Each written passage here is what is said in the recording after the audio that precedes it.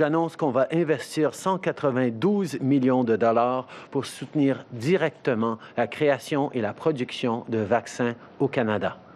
On finance une solution à long terme contre la COVID-19 chez nous.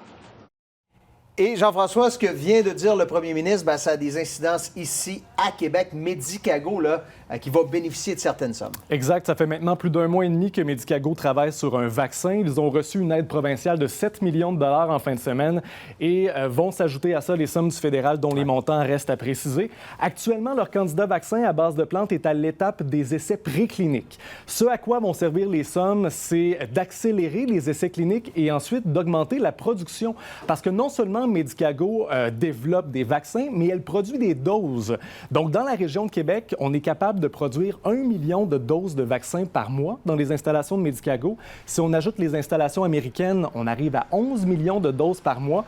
Donc, quand on aura trouvé la bonne recette, on va être en mesure de lancer la cadence de production et de le produire à large échelle.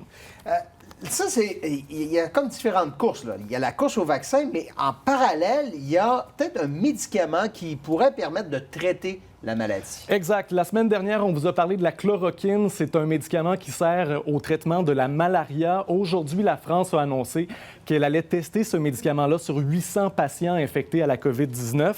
Donc ça, c'est un des deux médicaments sur lesquels les yeux sont rivés. L'autre s'appelle la colchicine. C'est un médicament qui sert au traitement de la goutte, un médicament qui est peu coûteux, qui est facile à fabriquer. Et dans le cas de la COVID, ça pourrait réduire le risque de complications pulmonaires qui causent le décès de certains patients. Et ce matin, l'Institut de cardiologie de Montréal a lancé un appel à tous. On cherche 6 000 patients canadiens qui ont ou qui auront un diagnostic de COVID-19 au cours des prochaines semaines pour tester cette colchicine. Il faut avoir 40 ans et plus, ne pas être hospitalisé et être disposé à prendre ce médicament sur une période de 30 jours. Tout se passe par téléphone. Vous les appelez, on vous envoie le médicament par la poste. Le numéro est le suivant, 1-877-536-6837.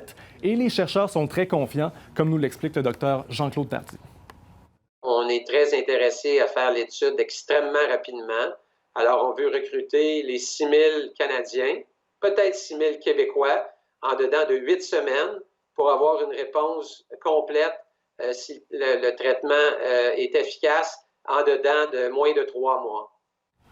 Donc, des nouvelles encourageantes. On attend le résultat des tests cliniques avant de crier victoire et n'en prenons pas sans l'avis de nos médecins. Si jamais vous en avez dans la pharmacie, ce n'est pas une précaution, ce n'est pas une protection, mais bien un traitement. En tout cas, on avance dans tout ça. Merci Jean-François. Plaisir.